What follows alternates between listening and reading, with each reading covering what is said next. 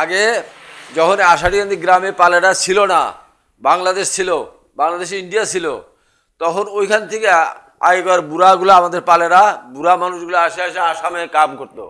এই নগাঁও, রঙিয়া, ওই আপার আসামে কুয়ার পাড়ে রিং তৈরি করতো। তারা আসে খুঁজে খুঁজে খুঁজে খুঁজে ওই যে রমনা বিল পাহাড়, মজাতি পাহাড়ের নিচে রমনা বিল, ওইখানে হাজার হাজার বিঘা মাটি, খাস মাটি, ওইখান থেকে নিয়ে আসতো। কি করতো, রূপসী পাস করতো আগে ফরেস্ট অফিসে, 2-3 টাকা লাগতো পাস করতে। ওই 3-4 দিন মাটি আনছে শেষ। তখন ওই ফরেস্টারকে 1 টাকা করে দিত, 1 নৌকা মাটি দিয়ে দিত, বুঝলা। তো এখন মাটিটা এইটাই সমস্যা, ওরা সব বাড়ি ঘর করে দখল করে ধান আবাদ করে, ওইটা এখন আরা খুব কষ্ট।